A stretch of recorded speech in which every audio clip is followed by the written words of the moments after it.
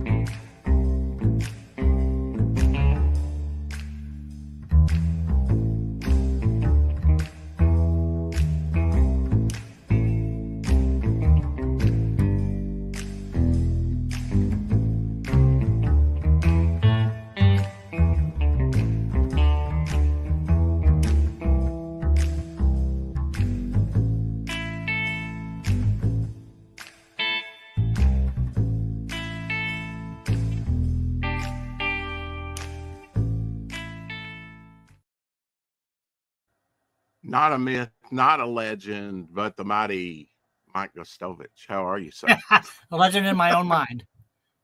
There you go. Now, when it comes to indie comics, you pop into my head. I mean, you work mainstream, what we call mainstream, right? I love your shirt, by the way. The Avengers got me collecting comics. Yeah, John Buscema and Vince Coletta. John Buscema. Okay, I'm actually going to do a book on John Buscema and his unseen artwork here after I get this one done. Mine is the John Byrne heads. that is in the corner box, or what I call the Ditko box, because I believe Steve Ditko kind of brought that back to comics. I have seen examples of that in the 50s and maybe 40s, but Marvel kind of made that corner box a mainstay where they would either put character heads or they would put a character like in Fantastic Four, they would do the 3 and then a full bodied one as well, along with heads. So the corner box has been a kind of a staple for Marvel for since the 60s, you know. But now I have seen other examples of that previous, but I believe Steve Ditko is kind of credited with using that. So I just call it the Ditko box. Sounds good. Now, I mean, thank you for coming on, by the way. I just connected with Mike and on Facebook, and we got talking today, and he's here. So I'm always here. and we were backstage just before we started talking dogs. I have a Jack Russell. She's we share the same birthday. And speaking of Steve Ditko, our birthday is November 2nd, and so is Steve Ditko. So my dog and myself shared Steve Ditko's birthday. Which is kind of at the Day of the Dead in Mexico as well. But I found out a few years ago that it was Steve Ditko's birthday. Actually, at the end of June was the anniversary of his death. You know, his death date. So, and I really didn't appreciate a lot of the mainstay artists that have been around for decades when I first started collecting, which was kind of middle Bronze Age, you know, about 76. And it was George Perez's Avengers that kind of got me in there. And I loved George Perez so much. It was like, who's this Jack Kirby doing the cover? and things Yeah, like it's that. unknown. Yeah, yeah. I think it was Rich Buckler did the very first one I collected, which was 147. My grandfather was in the hospital, so I went to a Rexall drugstore when we had spinner racks. You Yeah. know, anybody does not remember, if you're too young to remember a spinner rack, you're just too young, because it really was somebody could walk into a grocery store, Mike, and go, wow, and have their whole universe changed. Right. Now you can't do that. You go to a Nope. grocery aisle, you'll be good to get an Archie Digest, which has been around a while, Right. But now when I think independent comics, I think of you, because you did like early independents. Well, I I did the think, Justin Machine. I created the Justin Machine in Cobalt but Blue. before that, didn't you do Cobalt Blue? Yeah, I worked for Power Comics and did an issue or two Yeah. of Cobalt Blue for them. And that was the indies. That was like through mail order, wasn't it? Then that was your distribution route, was maybe through Let mail me think order. here. Yeah, I believe so. Yeah. Yeah, it would have had to been. I mean, Marvel was starting their early distribution things, and then something came along that I think put the kibosh very quickly, in about 5-6 years, put the kibosh on spinner racks, which had been around since early Forever. 20th century. I mean, Yeah. it was Yeah. pulps, and it was, pulps with the Phantom and Dr. Savage, and, Right. the Spider, and all those great Sure. characters from the pulp era. The good old And days. the good old days. Well, I don't know. Have you ever, you get paid maybe $5 a page or something? I guess that Well, was a maybe pretty not good. the good old days for the creators, but the good old days for readers. Yeah, yeah. I mean, but now you kind of now, does Power Comics own like Cobalt Blue, No, or no. I own the Justin Machine and Cobalt Blue. okay? I actually subscribed. I never had any. Uh, I never had any real luck, if you say, with subscriptions. Mm-hmm. I subscribed to Neil Adams' Miss Mystic, Right. and he released number 1, but number 2 was long time coming for some reason. And then when it did, for my $5, which might not sound a lot now, but for a year subscription, I got issue 2 in the mail, and that was it. So that didn't go through. And I subscribed to Justice Machine Mm-hmm. for 2 years. I subscribed for Justice Machine. And one reason I wanted to subscribe for 2 years was you get a free Titan, or no, you get a free sketch. I don't Yeah, I know if remember it that. was Yeah. from you or what. I Yeah. never got my subscription, not one issue. Oh no. I never got the sketch Well, for Mike or whoever was drawing, but you I'll have to got to send you a pick. sketch then. Well, that subscription is going to pay off then. But yeah, that was an incentive for your 2-year subscription of Justice Machine. And you got to pick which character in Justice Machine you could have Mike draw. And I picked Titan because I don't know. It was a hard pick.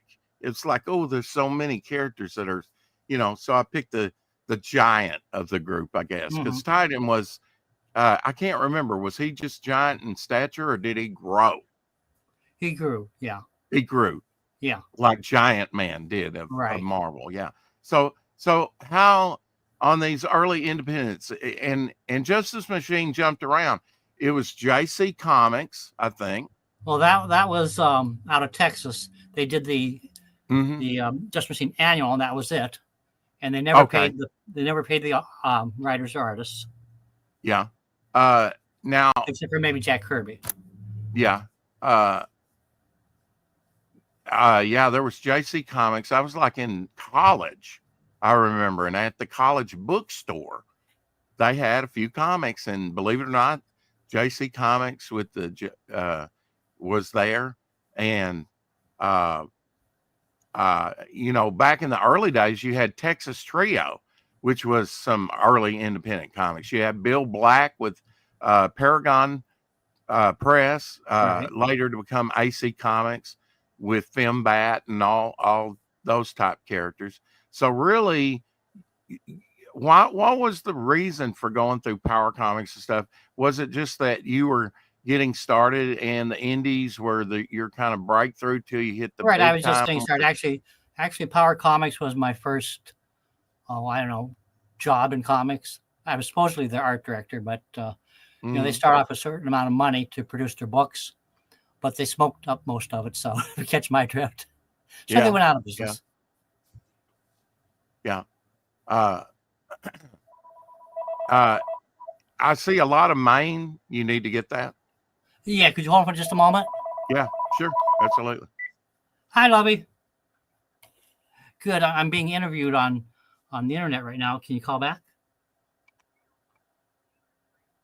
Okay. Sorry, Lovey. Bye. Okay, that is my wife. She calls on her lunch break.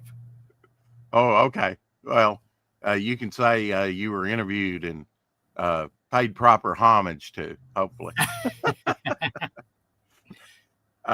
Yeah.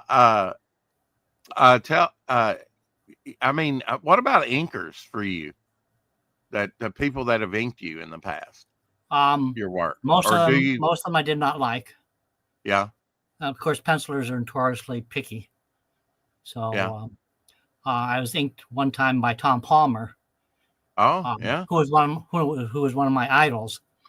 But I don't know what happened, but I was very disappointed in his inks. You would expect someone like Tom Palmer to give you a superb job, and basically yeah. just inked what I put there, and but that's life. Yeah, some of them have a very distinctive style. I would say the faces are how I kind of the characters is how I identify uh, most inkers and most artists. Actually, the facial, how Hmm. you draw the face, and I guess Sure.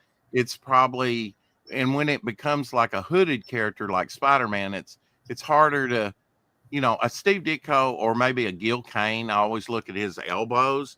I look at his knees, or You're you right. know, Right. it. John Uh, admitted, especially I, his needs. yeah, I would say Al Milgrom and Gil Kane are probably one of the top people who's done the most covers because I see a lot of Al Milgrom covers. Who's an inker and an artist. I mean, Right. a penciler, I suppose. Yes. Um, Gil Kane had a lot of inkers ink his work, but especially in the early 80s when I was coming on, he inked his own stuff and he was non-traditional on the inking. He used like a flare pen. Yes. Now I had a friend when I was like 16 years old and whatever, and he was actually my partner for a couple years at a comic book store, and he inked with a flare pen. Um, and I'm told that Alex Toth inked with a flare pen, but that was not normal. In the standard was probably quoquial brush or a Right. combination. Right. Yeah, Sure. I started off inking with a brush. and I'm Winsor told Newton Series 7 number 2. I'm told that there's a difference in between inkers and there's embellishers. What's the difference? I mean, Um, well, embellisher sort of follows the lines, doesn't do much to mhm. improve. An embellisher, in my opinion, is like an editor to writers. They add, they subtract, they work to make the pencils, the art better.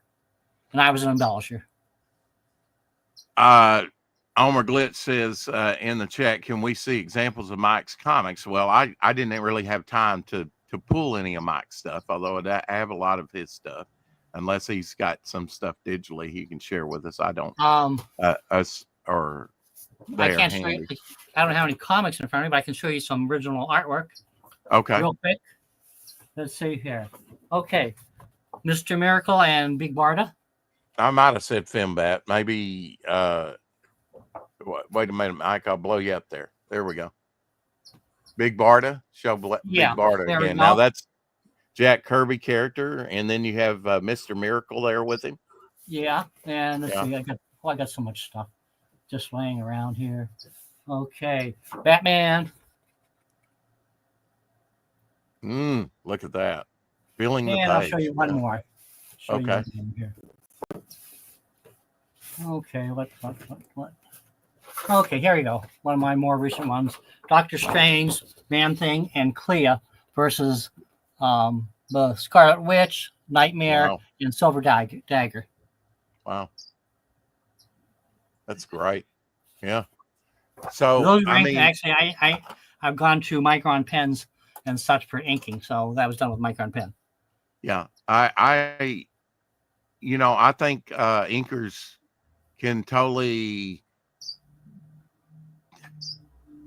take the momentum out of pencils sometimes, take the life out of pencils. That can happen. Um, Yeah, yeah, Ernie Chan, good artist in his own right, good inker, but he's so overpowering with his ink, say over John Buscema.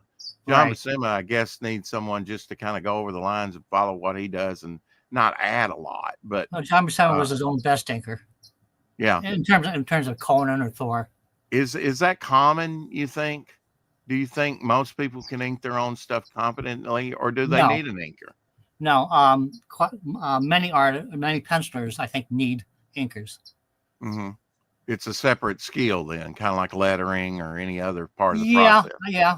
I mean, I was pretty good. I got a lot of work out of comics because I could also draw. So that meant that I could improve a penciler's work. Well, Mike, besides your independent stuff, what did you work for DC? Did you work for Marvel? Yeah, Tell I us a worked little. almost everybody. Yeah. I didn't work for Image, but I did Uh-huh. Avengers, the Hulk, Thor. I did Batman, all sorts of stuff. I've done so much I can't even remember half of what I've done. Well, it's been a few, right? Have you Yes, hit the 50-mile mark in comics? Have you hit 50 years in comics 50 yet? years? No, no.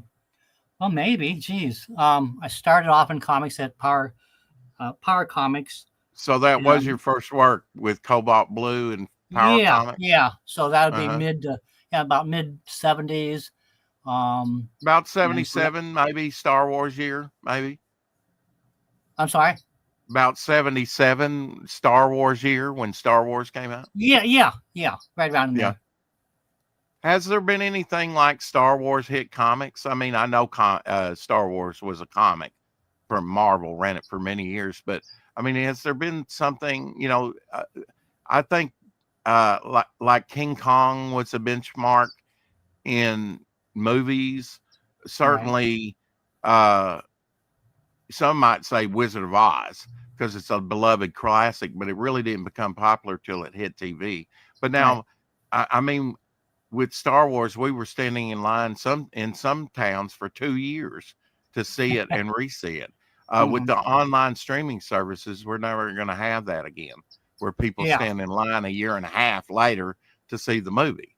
You Even though know, I did recently go to see Superman in the theater, and that was yeah, an excellent movie. yeah, yeah. With Christopher Reeves, Superman. Well, originally, but just recently, the new Superman Yeah, movie.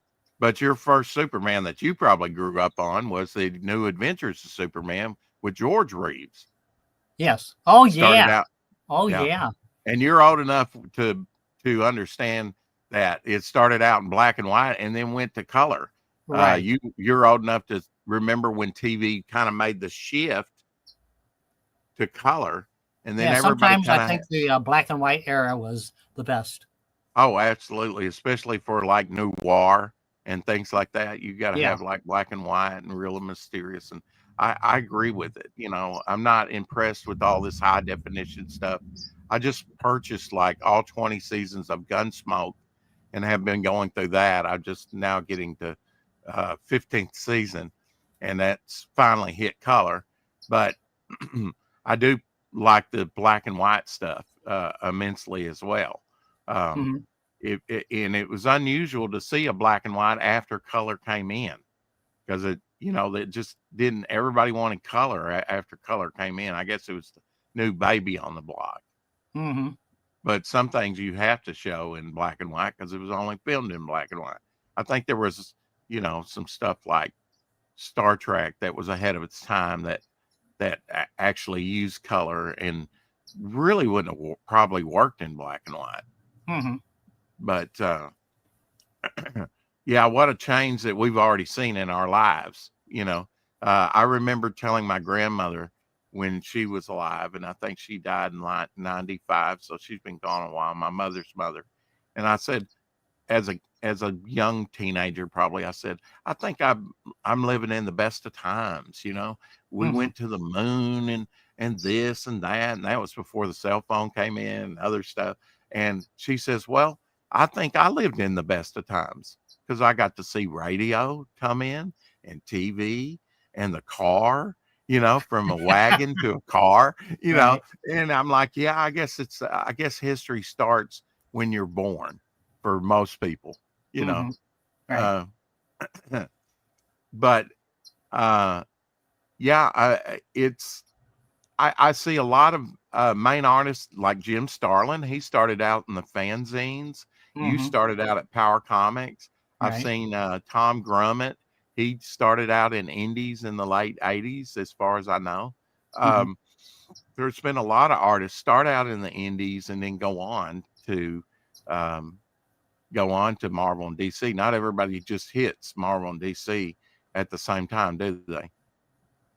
I did not realize that comic books. I knew comic books were kind of for geeks, if you want to put that term, you know. Yeah. Uh, but I didn't realize that it was like described the comic book as niche. I suppose it is compared to some of the other entertainment, especially today. Mm-hmm. It's kind of a niche market. Would you describe comics as kind of niche? Kind of, I don't know, selective? Yes, I would have to think so. Yeah. Especially with so many independent comics right now. But to tell you the truth, for the most part, I haven't read comic books in many years. Okay. Well, to circle, I draw them and I write them, but yeah, I don't read them. right. Uh, is there a reason for that? I just got bored with Yeah. mainstream comics. Do They you seem to think all it? be the same stories rehashed. Yeah. Uh, yeah. I mean, it's kind of it. Very few try and reinvent the wheel. You know, Mm-hmm. I think and be innovative. Right. Uh, I think you could probably see themes. I think that was why comics were kind of dying before spot. I mean, they were talking about canceling Batman in the mid '60s before Batman '66 took off, which was all campy with Mm-hmm. Adam West, Right. and Burt Ward. Um, but now with me, I started out and like those, like I think Steve Englehart was writing the Avengers when I first started. Mm-hmm. And he had been writing it. I think I caught on the tail end of his writing, but he was one of the writers that I kind of paid attention to with the credit box. Mm-hmm. Um, and it kind of stuck with me. I can't remember any of the other writers' names, but he kind of stuck out with me. Um, uh, of course, the X-Men, once I discovered them with John Byrne and Terry Austin after Dave Cockrum's run on it, kind of changed. I think was one of the best. I mean, it was outselling everything, I think. And then Avengers didn't do too bad either, um, with John Byrne kind of doing a stint and George Perez and certain artists just kind of drew me, but really the story should keep you, not just be a pretty book, right? Right. Right. Yeah. But Yeah. when I read a comic book, if it doesn't have good artwork, I can't seem to read it. So maybe that's Yeah. one of the reasons that I no longer read comics very much at all. Uh, uh, what are some of your favorite artists? Some of your idols? You mentioned Well, Tom most of them Palmer. are dead at this point. Right. There's Right. John Buscema, Neil Adams, Tom Palmer, Joe Sinna, Jack Kirby, Rich Buckler was one of my favorites. And there are just so many good ones. I got to meet Rich in '83. He had like shoulder length hair, Yeah, I did too in New York. Yeah, And you know what? I miss these greats that are gone. yeah, I might have only met them once, but I'm saddened that they've already passed on. Steve Lytle, he died way too early. I got to meet yeah. him.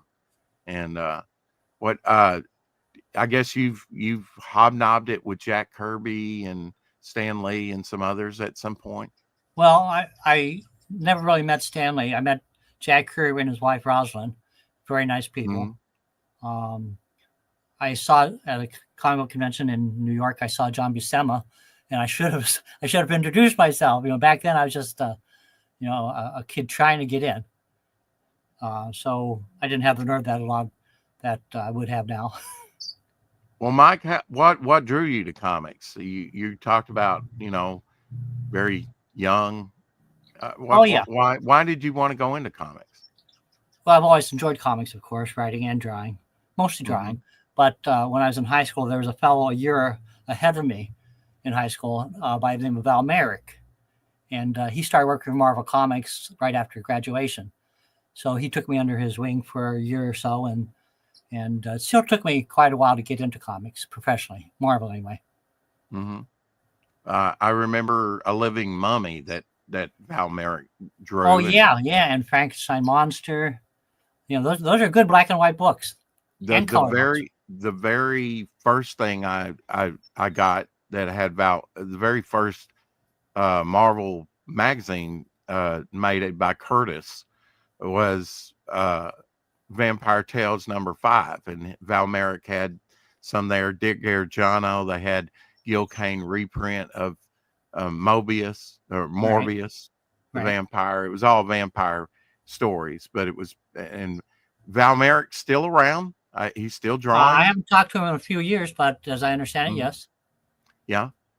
And he just followed me on Facebook, so maybe I'll get Val Merrick on here and we'll talk about you and that Yeah, and you know yeah. So it really helps to have some formal training, right? Would you say that you're self-taught mostly, or yes, did you have? self-taught. I did Yeah. go for a few years of college art, but yeah, I was just too far ahead. I'm not bragging or anything, but I think I was just too far ahead, talent-wise or Hmm. experience-wise, for art schools to do me too much good. Well, really, I was kind of disappointed when I went to college. It was kind of like graphic design, and or you go into fine arts, of course, and I got Mhm. exposure to both. But it nothing like the Joe Kubert School. I mean, besides the Joe Kubert School, there's not a lot out there, is there, for to learn how to do comics? Not that I know of. Joe Kubert School might be the only one still out there. I'm sure. Um, I think John Bassino had his own school for a while, or he did some teaching at Joe Kubert schools. I'm not really clear on that. Hmm. Yeah.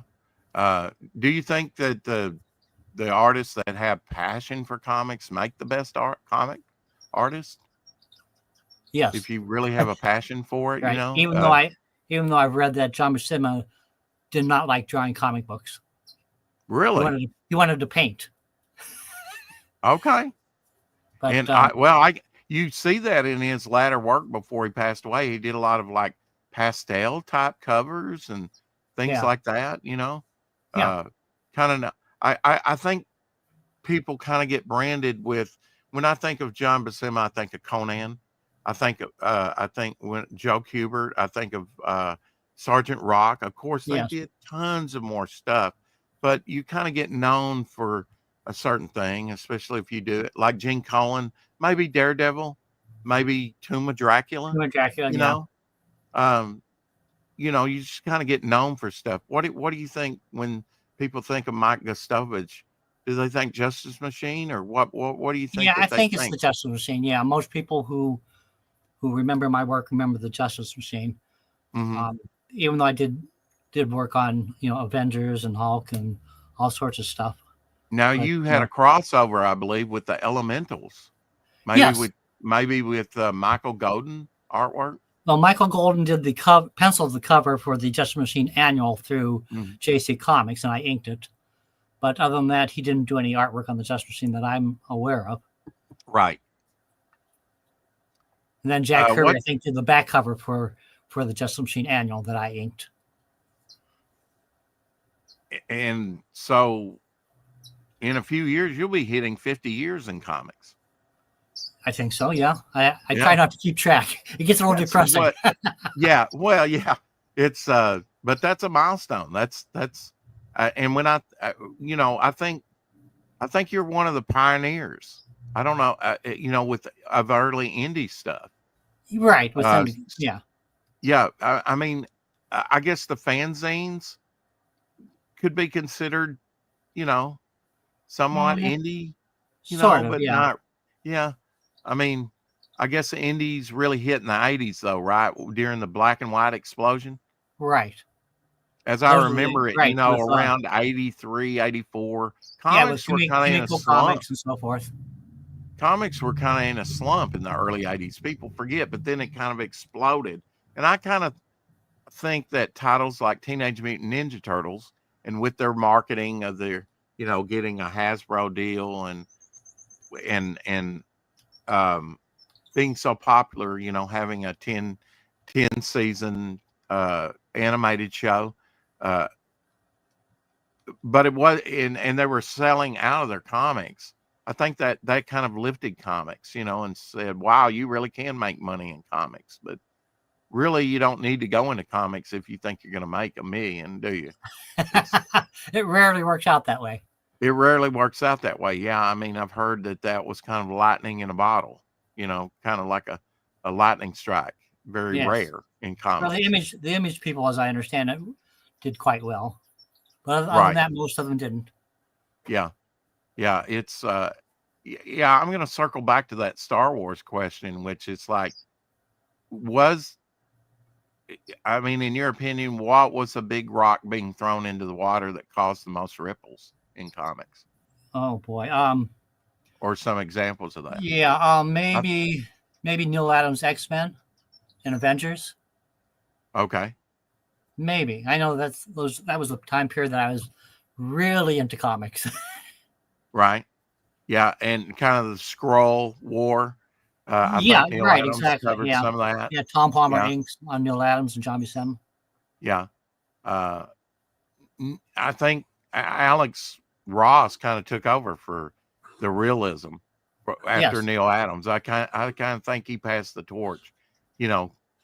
Right. I mean, if I had to kind of compare artists, because he was going for kind of a realism in comics. Yes. And then I think Alex Ross came along, and with this more painterly style, he even notched that up further. I think that was probably. I don't think there are any artists that really compare to Adams. Taking on realism in comics. Some of them, like John Buscema, have a very cinematic eye. I would say, like Gene Colan had a very cinematic eye. Bernie Wrightson, maybe. Can you name any others that kind of had some of your favorite artists? Well, Bernie Wrightson, of course. Oh geez, just a lot of really good people out there. Any piece of artwork or artist that I'm aware of or look at their work influences me to some degree or other. Either they did a good job and I wanted to match it, or they don't do a good job and I don't want to match it. So there's an influence there. But Buscema, Adams, Kirby, Wrightson, those are my major influences, I'd have to say. Okay. That's fair enough. Yeah, that's quite a lot. That's, that you've got some, what I would call legends there, but, I'd call you a legend, but I don't understand where that would come from. Yeah, well, just from an indies point, there just wasn't that many indies. You were there at, maybe Bill Black with his Paragon stuff. It was all done through Captain Canuck. I remember that from Cumberland Comics. Then ElfQuest, right? Early, probably around the time you were working at Power Comics, late 70s, early 80s. Yeah, that was kind of in magazine format, so kind of different. Stood out, In fact, on the Justice Machine, in the first 3 issues, I not only colored it, but I hand separated all the colors for printing. So It was more of a process. Do you think it's gotten easier with technology to make yeah, comics? yeah, yeah. It's Yeah. just it's it's on the programs, so it's Would easy. you would you publicly want to thank Al Gore for inventing the internet? I'd shake his hand right now. I'm always Well, at the computer. I'm always on the internet. well, Even I when I'm mean, working. Mike, I never thought I've met a lot of legends. I would say in my time, giants that we all kind of pass the torch on to each other in comics and Hmm. stand on each shoulder. I think Right. everybody kind of stands on giants like Jack Kirby and others. Oh yeah. But I don't. I think there are some artists like Jack Kirby or Bernie Wrightson that are so huge in what they do. They're an influence somewhat on every artist that comes Oh yeah. along. You know, Yeah. Even Starlin. Starlin was one of my Jim influences Starlin. early on. Yeah, and he started out in the fanzines.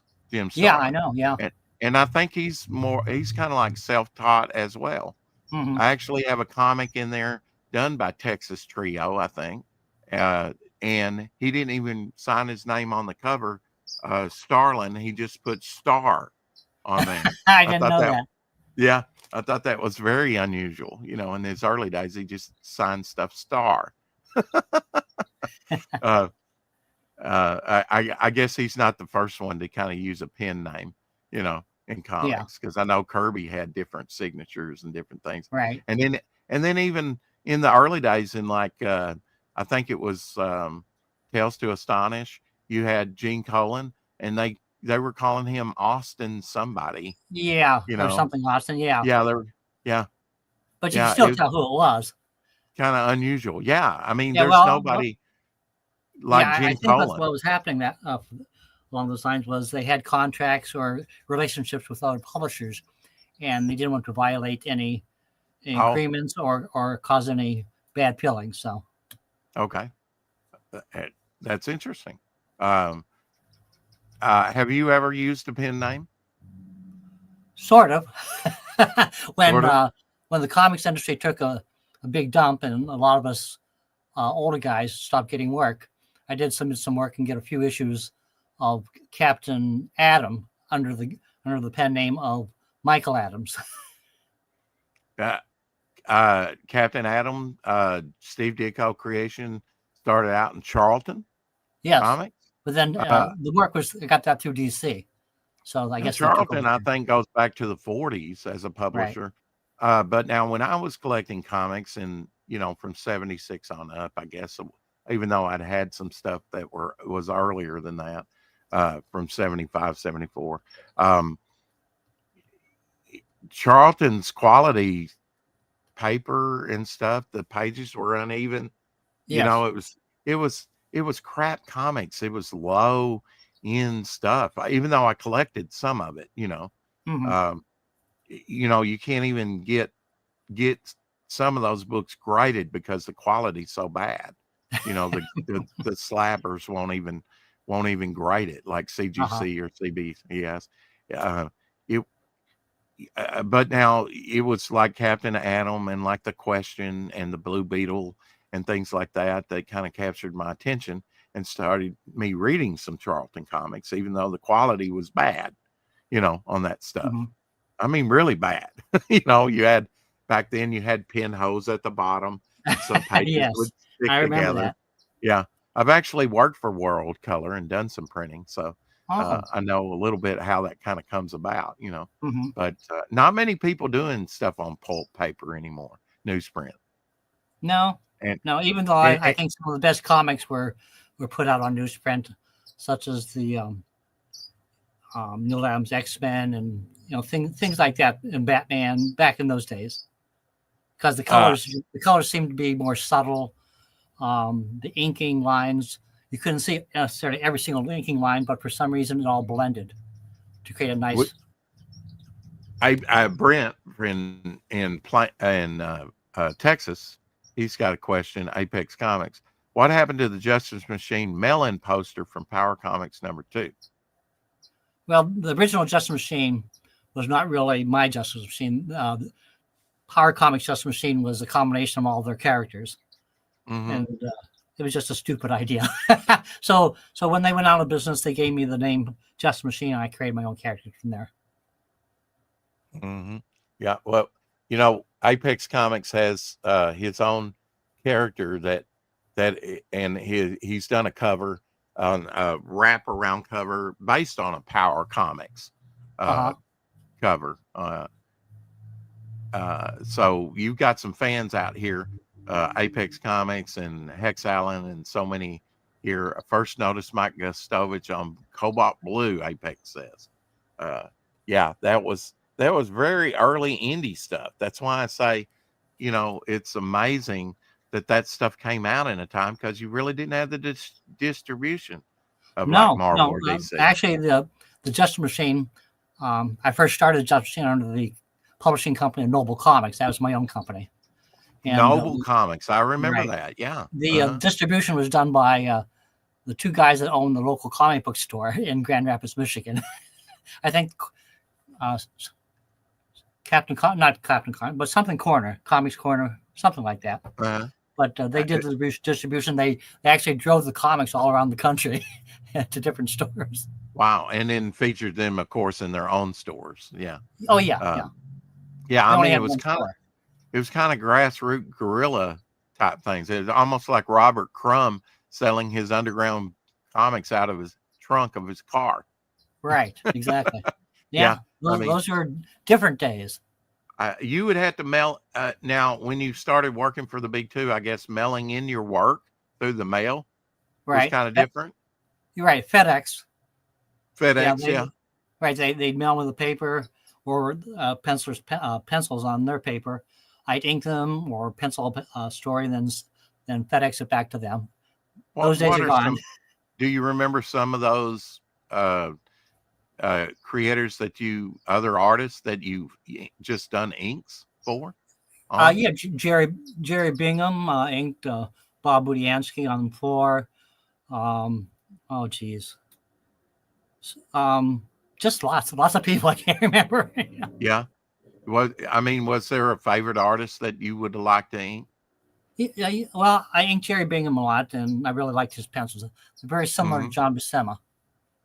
I think I heard Jerry, but I'm in Arkansas. You're in Ohio. Right. I'm in Northeast Arkansas, about an hour out of Memphis, Tennessee. And speaking of Memphis, Tennessee, that's where kind of like greats like Elvis Presley came out of, and so many others. And right outside of there was Tina Turner. She was born in Tennessee. How has music kind of affected you? What kind of like music do you enjoy, Mike? Well, I most of this might sound a little strange, but some of my favorite music is from the 40s, after the war, the 50s and 60s. Sort of like Glenn Miller and some of the big bands. Not so much that, but just more things like there's one song I can't remember the title unless this is the title, but "Kiss Me Once and Kiss Me Once and Kiss Me Again." It's been a long, long time, something like that. Things like that, wartime songs. Yeah. Do you think the World War II, they've been called the greatest generation? Do you think that's probably earned by that generation? It's possible. I don't like to categorize. It's labels. Yeah. I mean, you would be labeled a baby boomer. I would be labeled a Gen Xer, first year Gen Xer. Yeah. I thought we fought a revolutionary war to get out of the class system and labels, but it seems like it's branding. 20th century kind of did anything. It was like branding. How important is branding in comics? Having a good name, a good logo. I think it's still important. I think it still still makes it or breaks it. Yeah. Yeah. What do you want to be remembered for, Mike? If you had a legacy? My sense of humor. Yeah. Well, I'm a humorist. I've been told mine's very dry, almost non-existent. Mine is usually exceptionally silly and nonsensical. Yeah. Now, have you done any? I use humor in almost all of my writing. Oh, that's good. I think like comedians like Charlie Chaplin back here, or Uh-huh. Yeah. it, it, Mel Gibson can do comedy. I think some of the best actors have done comedy. Yes, that's If true. you can make somebody laugh, you can get that other range of emotion, I Right. think. Yeah. Um, Bring down the walls. have you done many conventions or like comic book I've done a business few. signings? Right now, I'm in Ohio, and the older I get, the less I like to travel. So Hmm. I do conventions that's maybe within an hour drive of Akron, Ohio. Well, what are you complaining about? They're not going to make you stand in line. No, no, but there's the getting there. There's making arrangements. My wife might have to take off work. Um, then we have 6 dogs, and somebody has to take care of them. So Hey, getting away for any real length of time can be strategizing. yeah, yeah. 6 dogs. I got to give it to you, Mike. The one you showed me before the show, just lovely. Kind of reminded me of mine, Abby. Well, he's Cocker he's and black actually a belt. rather obnoxious dog. Is he? Okay. Theo, yeah, I but he's my baby uh, boy. Hex says I hear Mike is a big rap fan. Rap? Is that rap? No, no, not really into music anymore. Uh-huh. In fact, the only time I ever listen to music is maybe on the car radio when I'm going someplace, maybe. But Hmm. I'm more into political commentary, NPR news, things like that. Yeah. Uh, it's I think Teenage Mutant Ninja Turtles kind of changed comics in a way. Yeah, Kind of actually, like so. Star Wars did for movies. Um, Hmm. it was a game changer. I don't probably the least likely thing to come along. It's in fact, I had an opportunity to buy issue 2, 3, and 4 as a back issue, and I wasn't sure about it. And I took 2 home and read it and showed up early when he opened up the doors the next day to get 3 and 4. I should have just Hmm. bought all 3, but I wasn't sure about it because I thought, man, this is strange. You know, uh, Teenage Mutant Ninja Turtles. It just it's become a staple. Everybody Oh yeah, knows Teenage Mutant, but back then it was like, this is weird. yeah, And I look at the artwork, it looks like underground artwork, Mike. What yes, but there was something special about it. I like the gray toning in it. yeah. Um, that was different. That kind of made it stand out from all the other black and white comics, and there were a lot of them. You Hmm. know, I've talked with Don Chen. He had radioactive black belt hamsters. I mean, everybody was getting in the '80s with these weird titles and these weird characters. Right. Yeah, Yeah. but Those. you kind of remained uh, kind of the superhero genre. Are there other genres that you've done besides superhero? Um, in comics, Mm-hmm. um, probably not. Even though I really enjoy doing horror type stuff, monsters. Mm-hmm. Mm-hmm. Nothing too gory. Yeah. Was there somebody that you wanted to work with that you never got to work with? John Buscema, Yeah. Neil Never got Adams. to. Yeah. Neil Adams. No, Yeah. never did. Um, if I only knew then what I know now. Right. Yeah. I'm the same way about the conventions. I didn't realize how good we had it back in the '80s because the Hmm. conventions were still sort of comic creator centric. Now it's about the next Netflix deal or new movie coming out. Yeah, well, I remember Conventions have back really.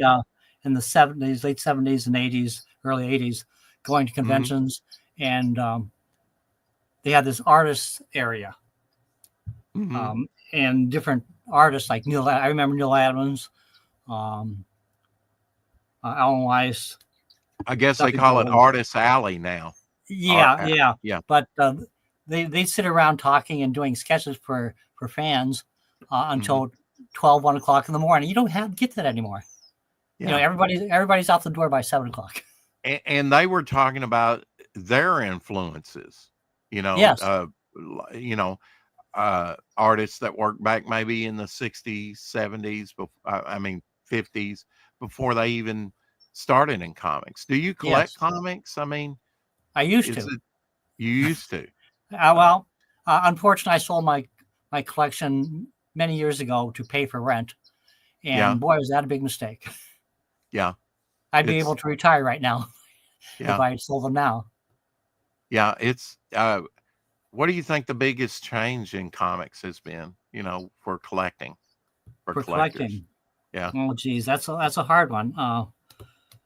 I don't really collect anymore. I haven't collected in probably 20 years or so. yeah. So I can't really give you a good answer on that one. Well, I would say slabbing. A lot of people don't like that because they're like, well, comics are meant to be read. Yes, I would Um, never slab any of mine if I had them again. right, right. Uh, but I would say that that's been a big change. Of course, the Overstreet Guide coming out in Right, 1970. I right. guess when do you think that that became prominent?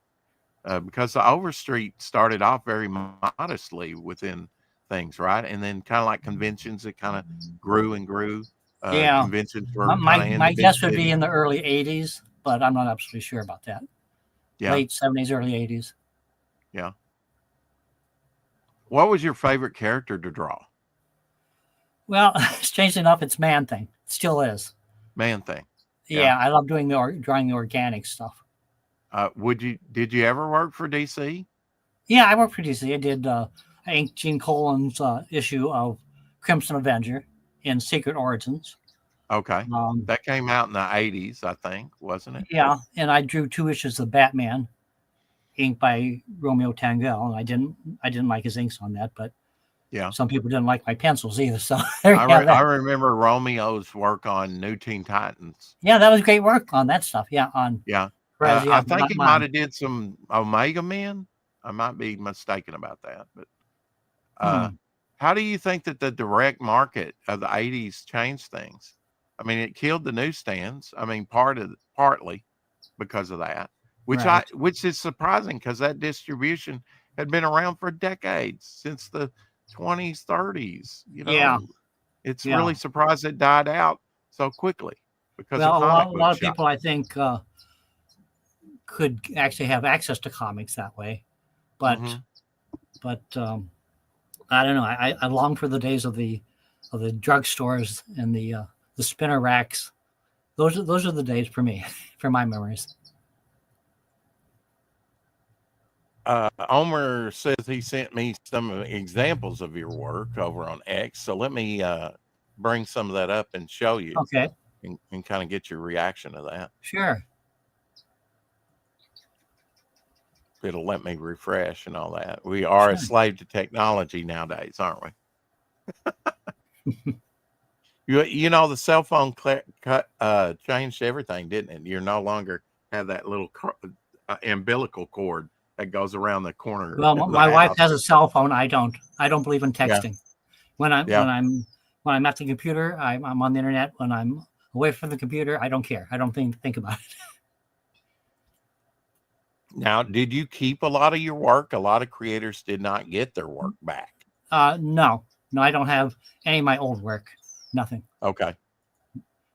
Just the work I've done in the past 10, 20 years. Oh yeah, the cobalt blue poster. Yeah, that's when I was inking with a brush, and the head Oh, is that too was big. what Apex was talking about earlier, right? The Yes, poster. Hmm. yes. Did they ever come out? Did they ever produce that? No. Well, No. no, no. Yeah, they did a limited supply. Yeah. Hmm. Let me see if there's something else he sent me here. Oh Maybe yeah, I that. drew that, and Bob McLeod inked it. Now this is DC and Marvel characters mashup. Is this Yeah, I like just doing kind of like, that. Yeah. is that like a commission for someone, or No, no. what was that? I just like doing things like that, and Oh it's yeah, just to see. Yeah, Noble Comics. Yeah. Oh, and that was Terry what, number Austin. 2 or 3. Terry Austin is probably my favorite inker. I mean, it's kind of hard to say that because there's so many great inkers out there, but I'd forgotten that Terry Austin inked you on this cover. Yeah, and a super nice guy too. Can you run us through the characters, like the flame character up around the Yeah, logo? that's Blazer at the top, then Titan, the big guy, Uh-huh. then Demon, the martial artist there on the left hand side, and Challenger below him, the leader, and Diviner, his wife, who's blind, but with the aid of her sensory cape, can see anything, and Mm-hmm. her senses are enhanced. And there's Talisman. Actually, he's my favorite character of the Justice Machine, the good luck piece. Talisman. Okay, the man behind her and behind Titan Right, there. Yeah. right. Uh, but the leader of the group is the one firing the pistols. Yes, Challenger. Mm-hmm. Challenger. So you got kind of a mixture of characters. Groups always kind of drew me as a kid, like Avengers, Uh-huh. Fantastic Four. The way I looked at it as a kid, I get more bang for my buck. Right. I get more for my quarter, because I Mm-hmm. started out with quarter comics. You probably started out with 12 cents 10 comics, cents. right? I remember Did 10 you cents. start out with 10 cents? Okay. Yeah, barely. Yeah. Barely? Yeah, at the Barely. tail end Yeah. of it. It was Yeah. going into 12 cents, I think, soon after. Mhm. I've seen some indies as late as like 1965, still 10 cents after everything changed to 12 cents. But that was kind of rare. And it was kind of like on the indie side, you Uh-huh. know. I guess they were trying to drum up some business and cut everybody's price by 2 cents. You know, Yeah. I hear they're going to do away with the penny. That's going to be kind of weird. I don't know how. That's going to be bad. I think it's going to be Yeah. bad. Yeah. Because Well, it makes sense. they're not going to lower prices by 2 or 3, 5 cents. They're going to raise them. Yeah. I think they said it took 8 cents to make the modern penny. Wow. So Somebody's not that's, being very efficient. yeah, exactly. Yeah. Yeah. Um, are you surprised at what's happened in America in the last few years, last decade or so? Surprised, no, but disheartened. Yeah. Very, very sad, very angry. Uh-huh. America has turned into a lot of the people who you thought you knew, you don't. You didn't. There's a lot of hate out there. A Well, lot of hate. that was kind of a theme in Twilight Zone, Yes, where yes. the neighbors turn against the other neighbors during a nuclear, they won't let us in the nuclear bomb shelter or whatever, Right. right? And no, I'm protecting my family, and so Serling kind of talked about that even back in the early '60s in Twilight Zone. Yeah. I don't think human nature has changed. I just think Yeah, that, especially today, certain people with certain anger in their genes find it acceptable to express them. yeah. Has education broken down, you think, in the schools over time? Well, Is I that don't why think we're getting? education is as good as it used to be in my time, Yeah, anyway. But yeah.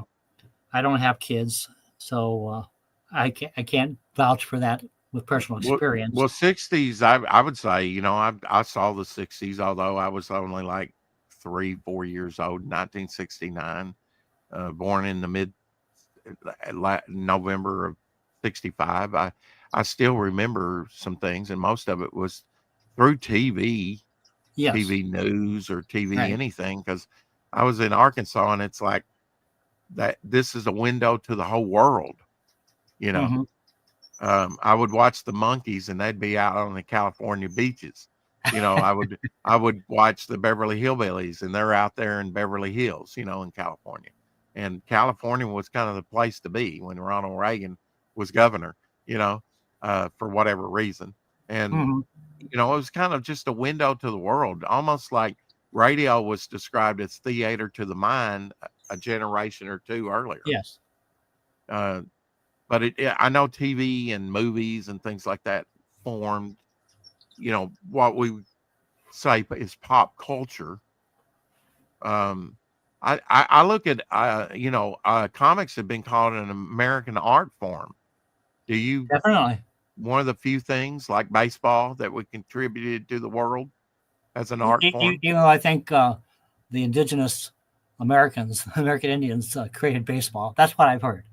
Yeah, and jazz music. It's Yes. been described. Do you like jazz? I'm not into music. You're not into Yeah, music. from what Yeah.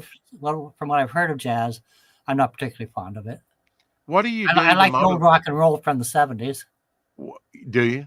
What do you do to motivate yourself, Mike? Uh, what you mean to get started drawing or writing? I Or mean, what gets you excited? Is there something that just gets your juices flowing and going, and something you uh, like? dogs? Dogs. Yeah. Yeah, helping people when I can.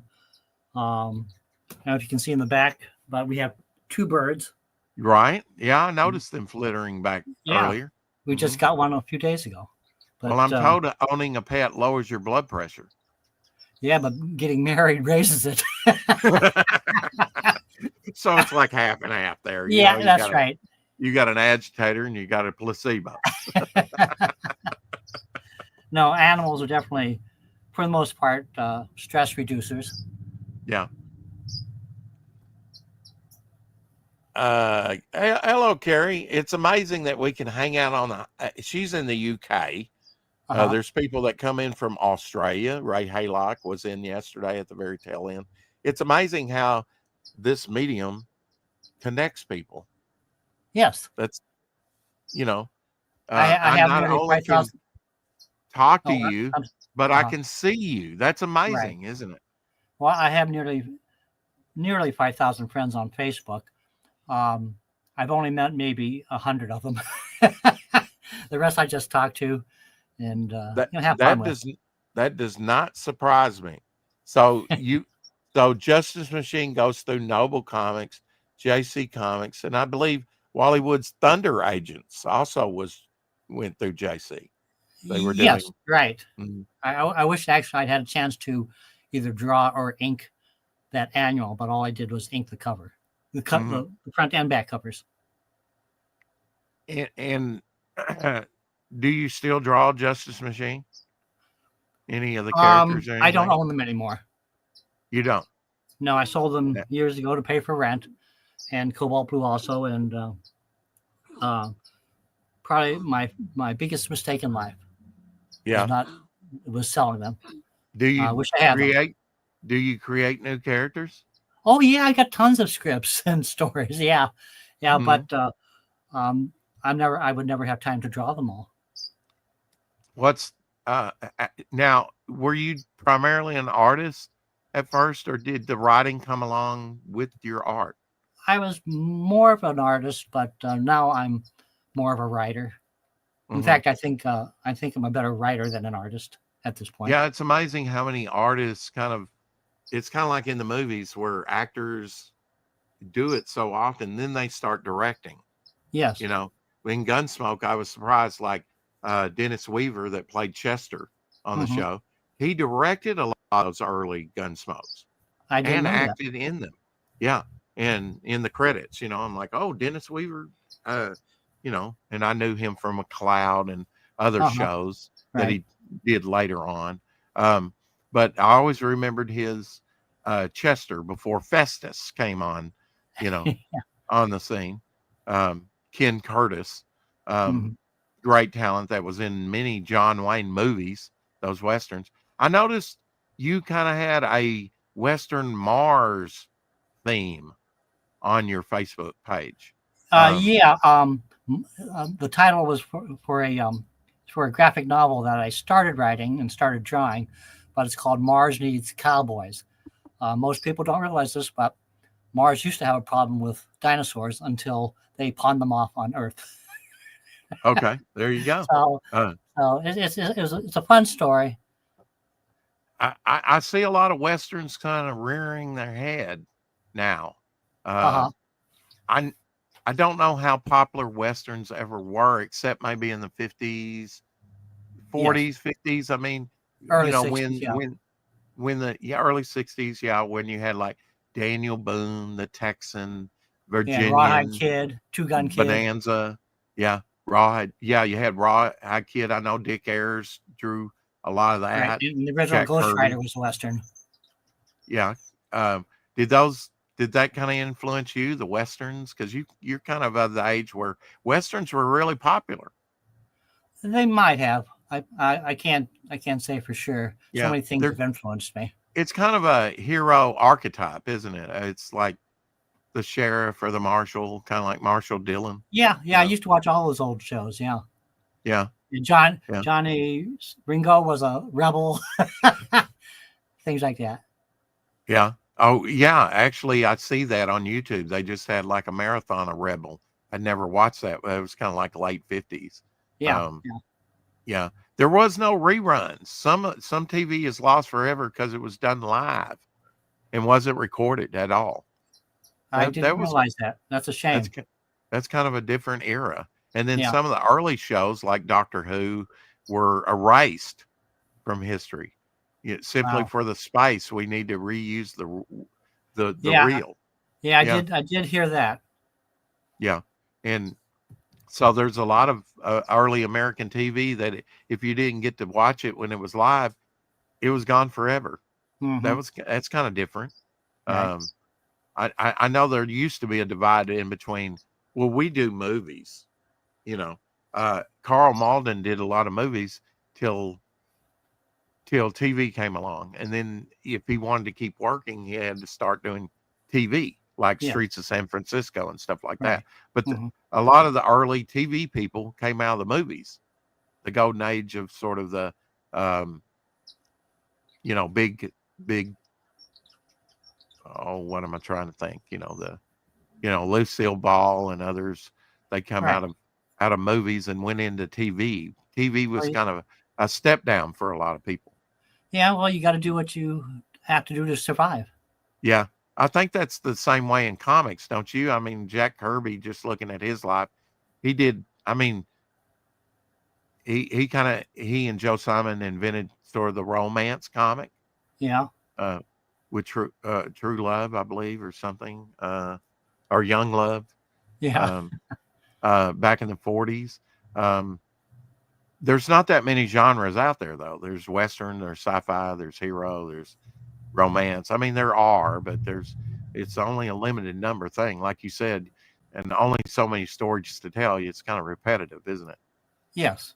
Even though I like to think that my stories are not repetitive, but who knows? But when the direct market came in, I thought the direct market was you were getting more sophisticated comics. Mm-hmm. And I felt like the hobby was kind of growing with me as I kind of got older.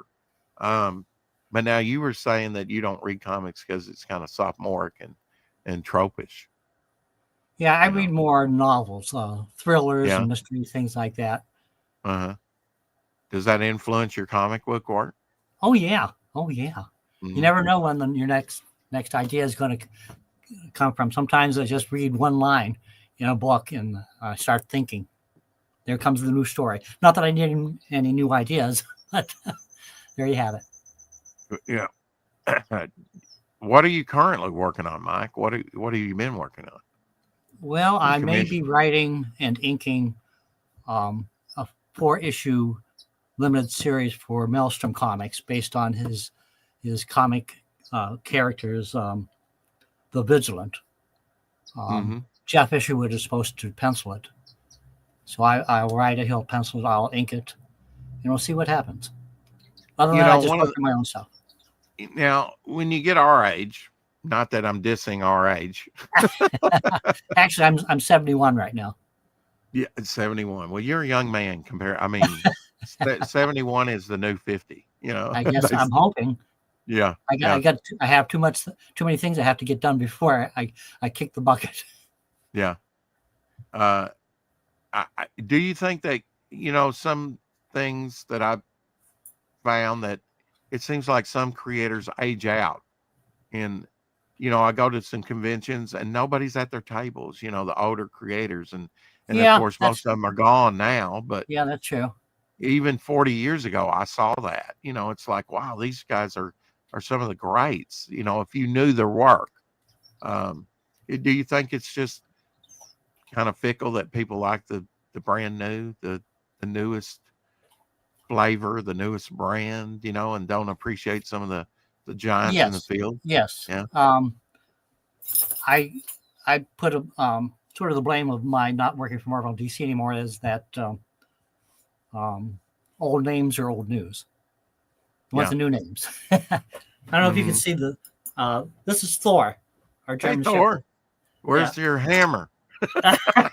He's our newest dog. He's deaf, but he's a real sweet boy. There he goes. He only So he only you remembers got answer for 5 smaller, seconds. mid-sized What? dogs, and you've got all sizes of dogs. That's Yeah, we got him a 8. larger. Yeah, Yeah.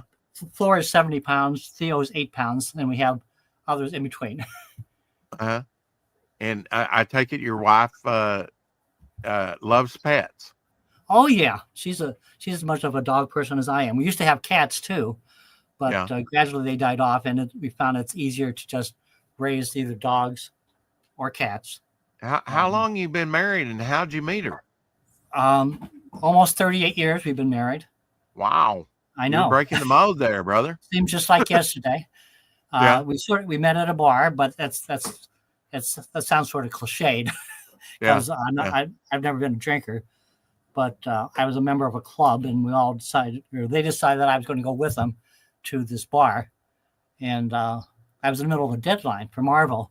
And I had holes in my jeans. I hadn't showered, but I went anyway. And that's where I met Valerie that night. And a friend of hers, I gave my number to a friend of hers there.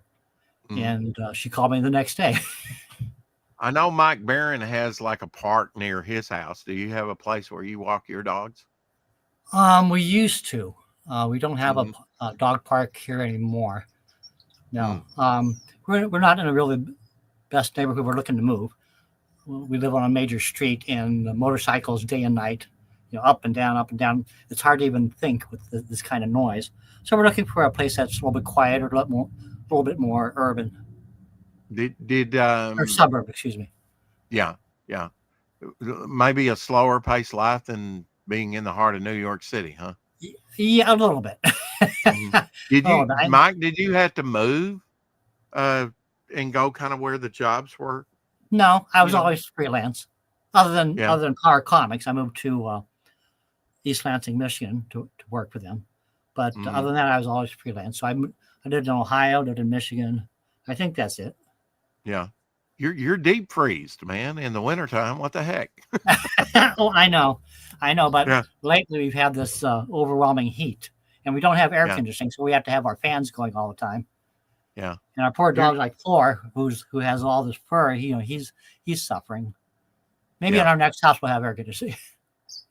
Yeah. You strike me as more of a stay-at-home guy nowadays. I guess the pandemic didn't affect you that much, did it? No, actually, the Superman movie that we just saw was the first movie I'd seen in 4 or 5 years. Really? At the theaters. I'd always wait for the DVDs to come out, and we'd get them from the library. In fact, my wife works for the local library. So. Oh, okay. So she's kind of an archivist, right? Does she collect anything? Is she a collector? She's a seamstress. She's a fiber artist. She's been sewing since she was 7 years old, so she has all sorts of old and new sewing books, fiber books, all sorts of good stuff, patterns. Yeah. She makes a lot of her own clothes. Yeah. Wow. That's an art. That's a lost art nowadays. I know my mother used to have a sewing machine and do stuff like that, but unless you're, maybe, it's people just don't do that. And they don't have skills. It's amazing they can get along in life without skills now. I know. Well, when I was growing up, my dad did some of the sewing in our household. Made some of my mom's clothes. Yeah. Wow. I don't remember my mom ever sewing. Mm-hmm. Where'd you go to school at? What was your high Holland school? High School in Holland / Warren, Niles, Ohio. It was right on the border of all that. So. Yeah. It was near Youngstown. Now, when you were younger and more active in comics, did you fly to go to some conventions? Did you drive? Oh yeah. I flew to a few. Yeah, in New York, California, Pittsburgh. But I'm sort of past that now. I want to spend my day napping and and on the computer.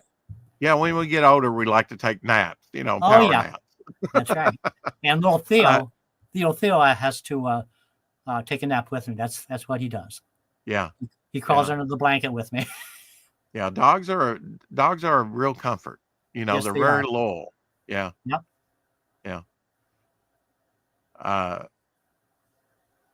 you don't have any plans to get any more pets, do you? I mean, it's like 6 is a lot plus birds. No, I You think know. Thor is our last one. Um, Okay. the older we get, the more difficult it is to keep up with all of it. And when we Was first he a got him, rescue?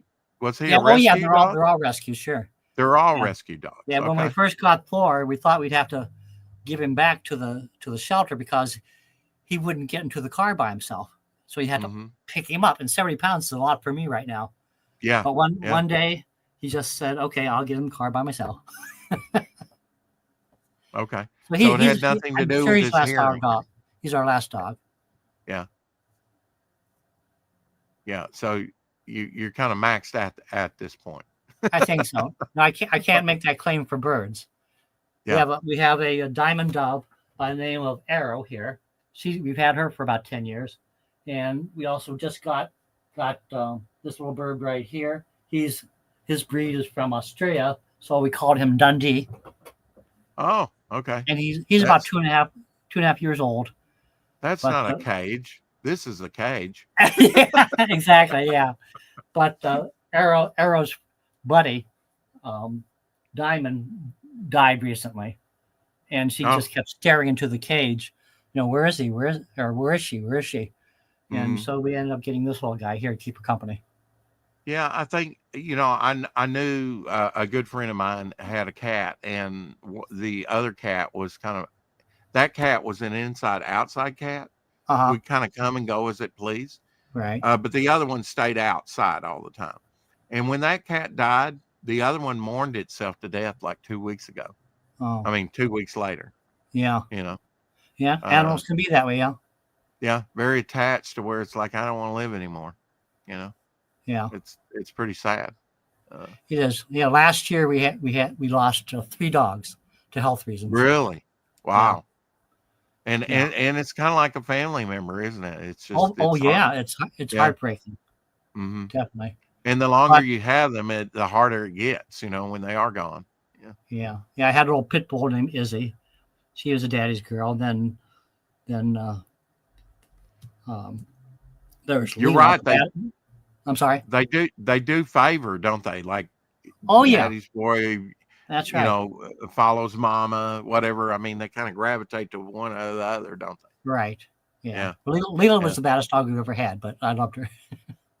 Now, has this been more of a recent, I mean, thing, or have you always had pets? Always had dogs Really? Okay. since I was in high school, actually, living with my parents.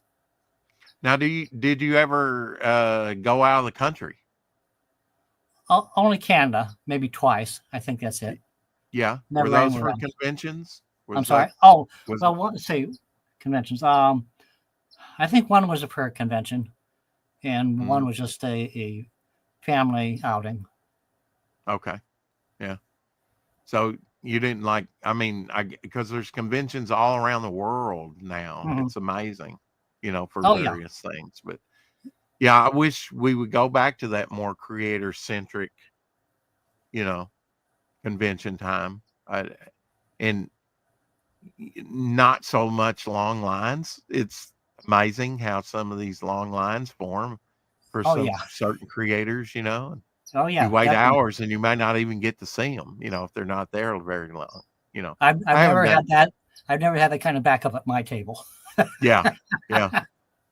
Well, yeah, I think today proves, you have some fans out there. Apex says he's got all your Justice Machine stuff, and Yeah. that's when I think of that, I think of your original IP work, the Justice Machine and Hmm. Cobalt Blue. But that's deep diving into comics. A lot of people hadn't seen that stuff because you didn't print by the millions, did you? What was kind of Oh the no, print no, run? What no. was Maybe kind of the print 10,000 run? max. How much? Maybe 10,000 max. Maybe 10,000 max was a good Yeah, run that's for just my you. recollection. Yeah, yeah. were you satisfied with the final product? Of how it was put together and made, or because comics Well, kind of, back then I was, but looking yeah, back, I'm not. yeah. But you grow as an artist and writer. Pulps and comics started out as cheap collectibles. I mean, Right. cheap entertainment. They weren't Yeah. even considered collectible. They were considered disposable. And I guess during the war years, when they recycled so many of them for the war effort, Uh-huh. that um, that's what makes them scarce and rare and hard to find. You know, Mm-hmm. um, then the Image comes along and kind of blows everything up. Yeah, And yeah, some people say they that was a printed good hundreds of thing, and thousands of books yeah, issued in sometimes that. in the millions they were Yeah, selling. yeah, You know, like Jim Lee's X-Men, right. that was Marvel. I think that's holds the record for like 6 million. Um, but Image had some good numbers too with their Right. books. Right. Um, but then the bottom fell out again, which kind of Yes, it kind of cycles, doesn't it, with it comics? does. It does. I've been Yeah. caught up in that cycle a couple times. Did you like the Superman movie that you just watched? I loved it. I would Yeah. have done some things a little different, but overall, Yeah. I think is the best Superman movie ever. And even though I was going to boycott it because of Henry Cavill being Mhm. discarded as Superman, but then they Right. had to show me Crypto the dog, and I had to go see it. Yeah. Yeah. Uh, I, I think somebody criticized, said Crypto's not a terrier or something. I don't know, but Well, I so think it's close enough. yeah. James Gunn fashioned Crypto after a dog that he had adopted, Was and that's why. Superman one of your favorite heroes to read when you did collect comics? No, Fantastic Four was probably one of my favorites. Yeah. Are you excited about that movie that's coming out? Yeah, I'll be going to see it probably within 2 to 3 weeks with a friend of mine. Yeah, from high school. Yeah. We're still good friends, and we're still into comics. Or he's Yeah. still in comics, and I still I draw don't, comics. I don't think they do movie reels anymore. I kind of miss, sometimes you'd be watching a movie and it would burn up. You know, Those are really old. The old days. and then they would have to splice it back together. Well, in about 10 minutes, it gave Now, you an impromptu intermission. didn't that happen in the movie The Blob? Something like that. Probably so. Yeah, that was Steve Steve McQueen. McQueen's first movie, Yeah. and I'm told that upon his death, it was the only movie poster he had up in his house of all the movies Wow. he did. Isn't that Yeah, interesting? so he must Yeah. have been proud of that one. Um, or it was a good reminder. They offered him so much money, Uh-huh. and or a percentage, and he didn't take the percentage. He really should have. He didn't think it would go anywhere. I don't think Right. anybody would have thought that at the time. But it was a big hit. He Yeah. would have made more money if he'd taken a percentage. Yeah. I think the original was Yeah. better than the remake. Yeah. Yeah. Yeah. And even the song, the theme from that became big at the time. Mm-hmm. Beware of the blob, it drinks the carpets. Kind of That was like a different one-eyed era. flying people eater, whatever, Uh-huh. Yeah. Purple people. strange Yeah. oddball songs. Yeah. Uh, have there been any other influences on you besides pulp culture type stuff, just life experiences that's in kind of made its way into your work? That's a I'm hard one. making you think there. Yeah. I know that if seeing as sparks or fire, that's Yeah. this comes from making me think. Um, no, just my interaction with people. There are a lot Yeah. of homeless people in our area, Yeah. and it's difficult seeing them. We give them money whenever we can, but it certainly is an impact on myself and my view of humanity, Yeah. and even my stories that I write. That sort of thing gets included in one form or another. Yeah.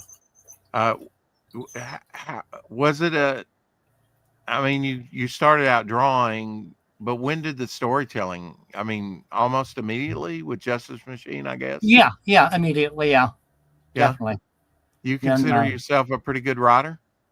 I'm a better writer than I am an artist. I Yeah. think, Okay. and I'm not trying to brag or anything like that. Especially since I haven't read that many comics in the past 20 years, but Mm-hmm. I I consider myself a very solid writer, and a lot of the stuff I've read is not solid. It's just Yeah. people coming up with ideas and thinking they're explaining something in a story, and they're not really. The reader doesn't know really what's going on, and that's one thing you have to keep in mind as a writer. But my major writing influences, of course, were Stan Lee, and then Roy Thomas, Denny O'Neil. And other than that, not too many. Yeah. Yeah. Uh, it, creators' rights. That was late in coming. I know Neil Adams was kind of an early champion of Yes, that, and we've seen so many creators be in comics and give us decades of enjoyment and entertainment, and yet when it comes to the end of the life, they have nothing to fall back on. true, Uh, true. I think from I heard Gene Colan died almost destitute. A number of people.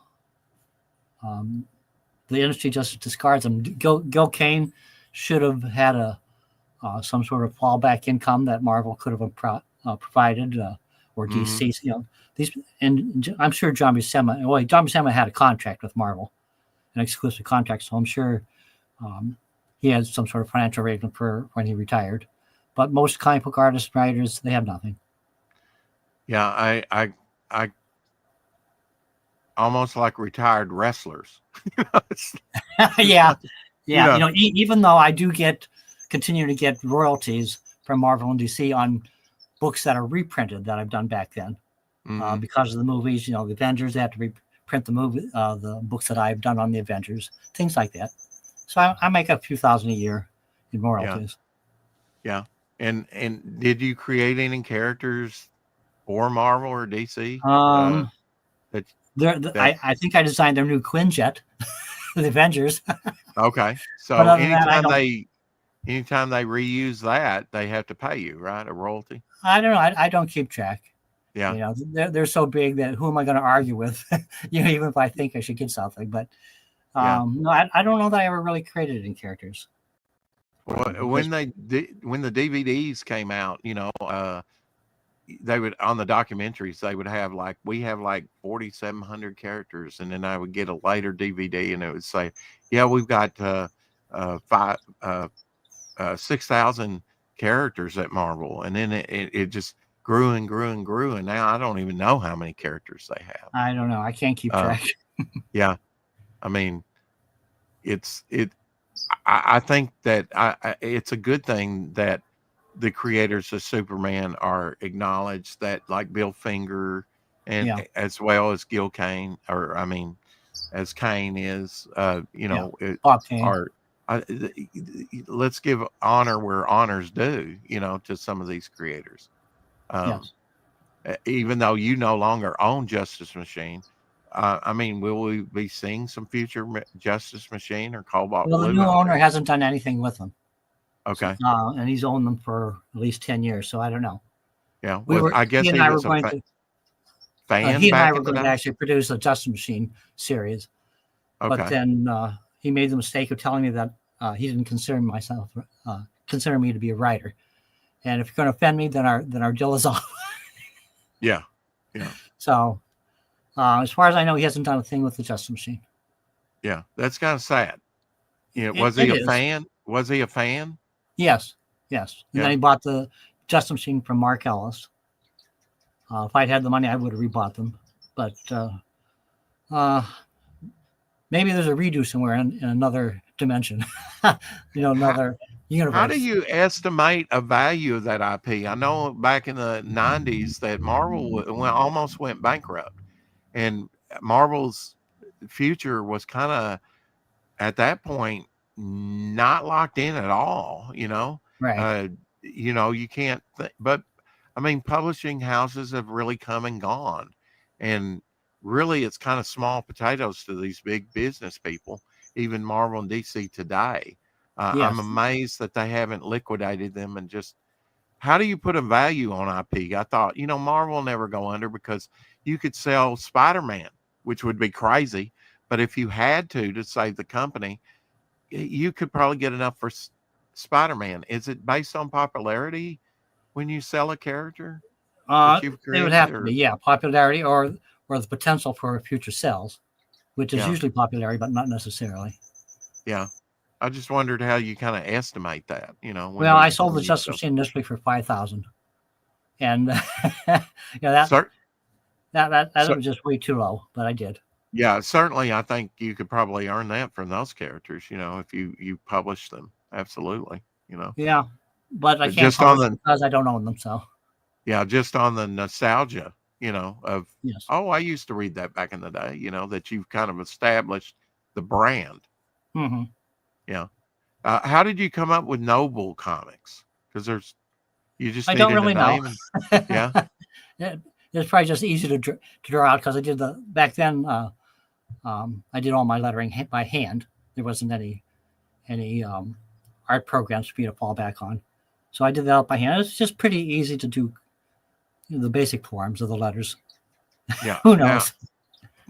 now, do you do like your own sound effects, your own lettering? No, not by hand anymore. No, Yeah. everything is done through. I do everything in Photoshop. Okay. Yeah. Another example of technology kind of Yeah, yeah. I changing used to love things. hand lettering, but digital lettering is just so much easier. You can edit very easily, quickly. You have Homer so many Blitz more makes options. a good point. He said they did sell Spider-Man. They sold the film rights to Sony Right, the film for, rights. for, Yeah, for a time period. Yeah. right.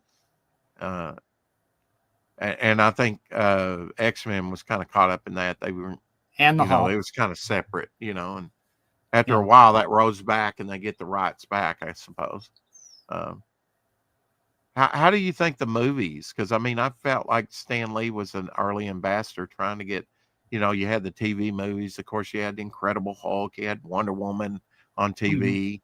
Um, and anything superhero like that, I just glommed onto, loved, because really the Hanna-Barbera cartoons and Sure. Filmation cartoons and, Space Ghost and the Herculoids and all that, that Yeah. really, that was my first superheroes to watch S- Superman animated, or maybe the New Adventures of Superman with George Reeves. Yes. um, that was my first exposure to superheroes long before I became a reader. That's true. Me too. Yeah. Yeah, yeah. I guess that's the 20th century for you. It was, you often saw stuff in the movies or on TV. Are you old enough to have went to like um, some of the serials, the movie serials that had different Not episodes? no, not quite that old. Not quite that old. Okay, No. because I know they had, some of the most successful ones that made money were like the Superman ones that were kind of mid 50s that came out. Yeah. Uh, Yeah. I was born in '53, so I probably wasn't old enough to really go to any movies until I was yeah, at least 7 years old. So but if I said Howdy Doody or Hop Along Casty, you're right there with me, aren't you? of course, yeah, Kukla, Fran, and Ollie. yeah, yeah. Yeah, Yeah, those were good. Those were fun days. yeah, yeah. How did TV change your life? Well, the first thing I remember is coming home from elementary school, um, and seeing my mom crying because she'd just seen on television about the death of John F. Kennedy. Hmm. So that was Yeah, probably the biggest influence of yeah, TV, at least yeah. in one spurt, anyway. Yeah, I called my mother up a few years ago. I said, "I know where you were 50 years ago." And we had this little loner. We didn't even own it, really. We kept it. We had it. He never asked for it back, but it was a small black and white with rabbit ears. Yeah, And I was playing around. She says, "Be quiet, be quiet. I'm trying to watch TV." And I said, "What are you watching?" And I'll never forget what she says. "I'm watching Men Walk on the Moon." yeah, And it was Neil Adams. And so I got to hear those immortal words, one small step for, you know, mankind, Yeah, you know, and all that. one leap for mankind. Yeah. Yeah.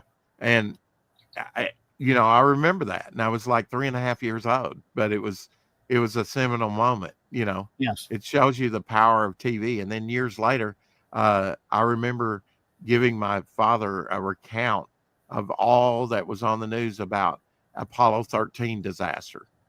Hmm. Are the astronauts going to make it back alive? That was dramatic, real. That was live TV there, Hmm. very dramatic. We didn't even Yeah. know if they were going to make it back alive or not, you know. And I just ate that stuff up, you know. Yeah. Very It, impactful days. I'm a little different, because I was adopted, even though I was adopted at 3 months old.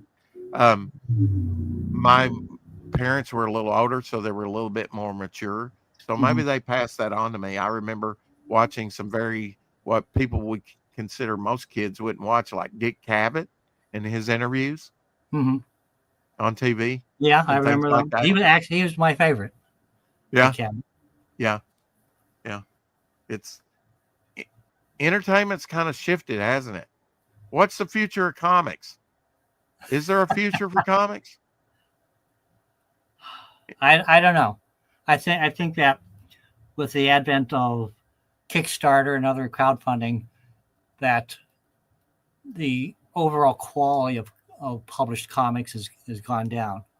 I mean, it's good that everybody has a chance to publish their What work. What do you mean by that? Can you quantify that? Is it Uh, is it and, about writing? yeah, anybody who has a few bucks or can raise a few bucks can Hmm. get their book published, and whether they're good or not. Hmm. And I think that just lowers the overall quality of the industry. So I don't know Okay. where comics are going to happen or what's going to happen to them. Do you think that the printing has gotten better? Yes, however, I still like the good old days of newsprint. Yeah, yeah. That good acrid smell when you come into a Oh comic book yeah, shop. there's nothing like the smell of an older comic book. Mm-mm. Yeah, we both need a T-shirt that says "I sniff comics." That's a good Yeah, one. yeah, yeah. There's nothing like that wafting over you, are No, they? it, And now it the new immediately brings back memories. should covers be easily readable? Like, let me bring that cover up again.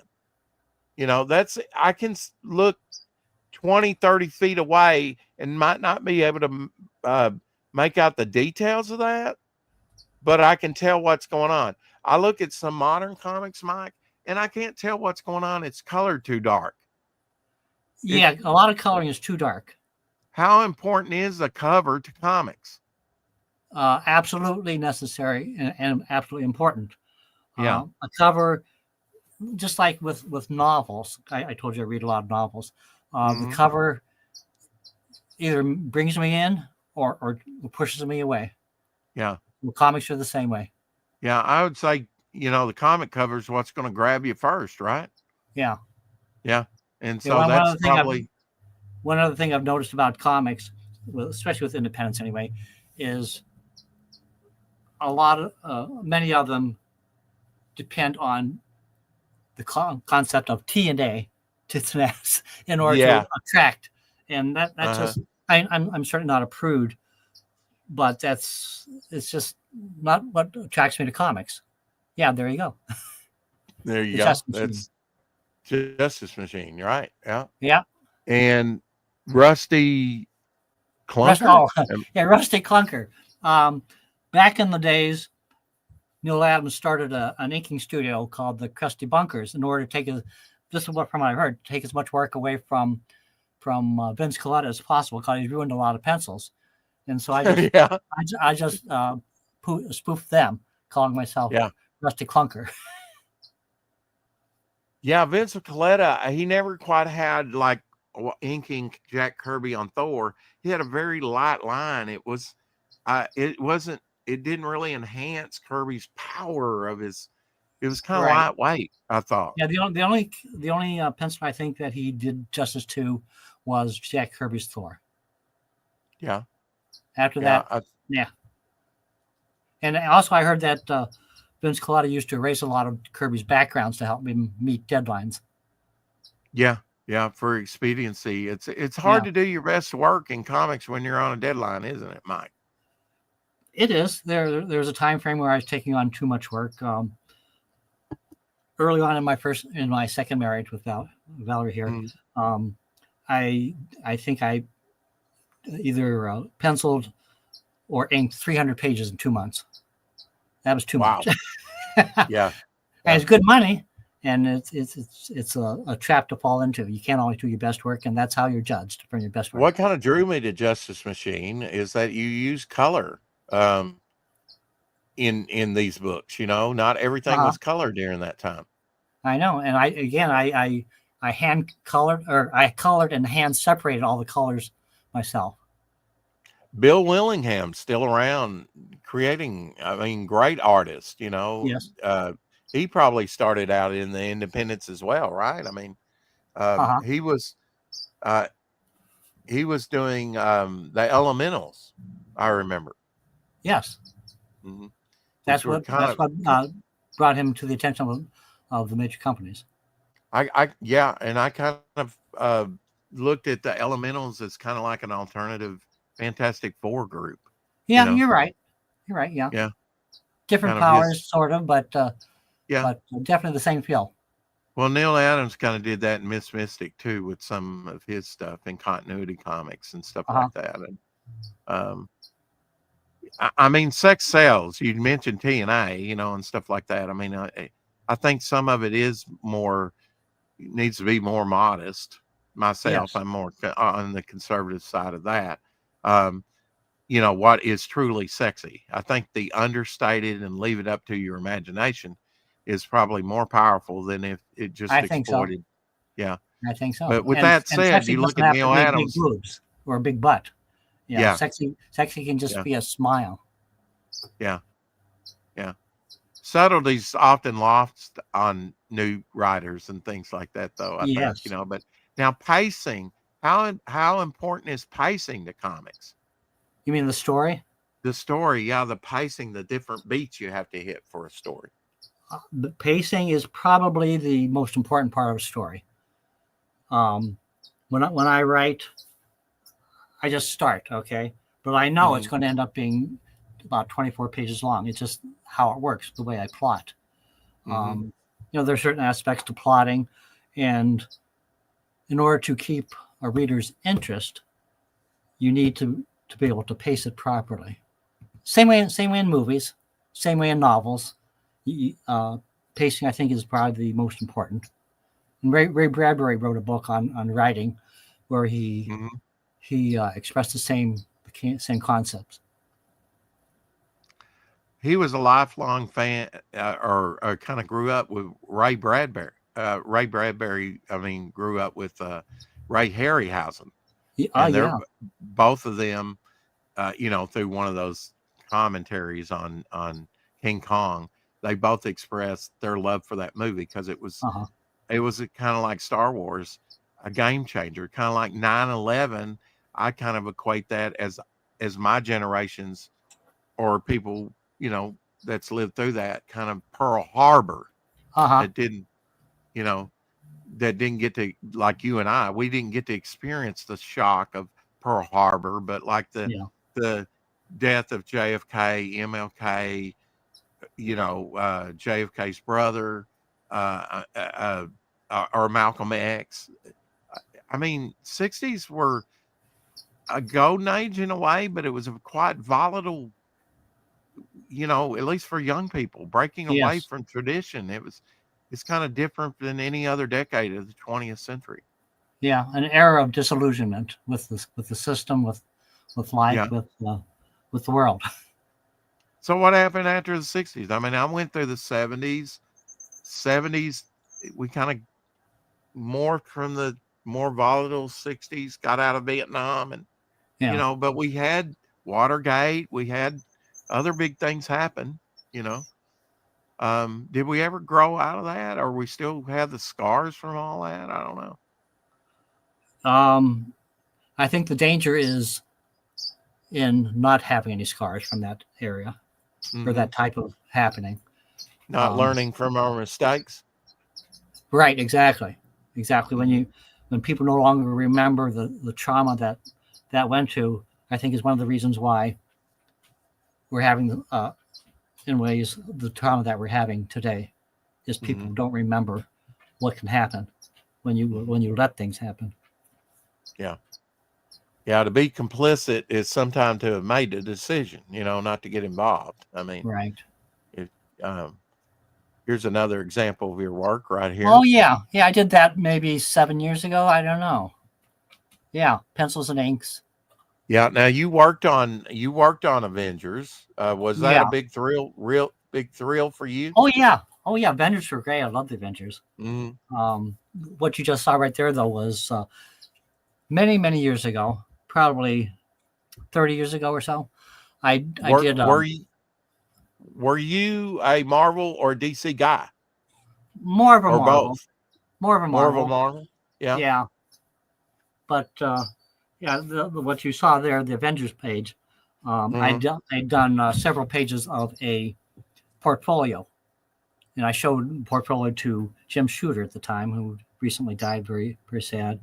But somebody bought the first page, Mm-hmm. and then they asked me to recreate the other pages, so I did that, or at least extend the story. Cobalt Blue, my buddy. Now, was this a partial photo cover with the plume behind him? Yeah, it was a photo image Mm-hmm. of an atomic explosion. Jerry Mm-hmm. Bingham drew the figure, and then I inked it and put it in the background.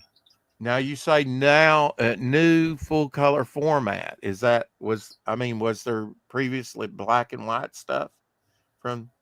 The Power Comics stuff was black and white Okay, so I for the mean, most is that part. did you kind of like design all this since it's Noble? You kind of had creative control over that, right? Oh yeah. Yeah. Other than my first wife who held the purse strings, but I held the control creatively. Mm-hmm. Mm-hmm. Do you like big city living? No, No, no. never did. I love country living, except I have this great need for eating out at restaurants.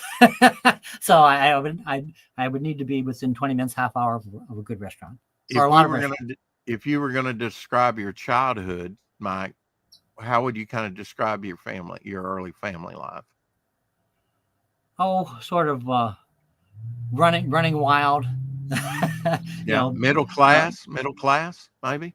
no, no. No, Low, at the best, lower middle class.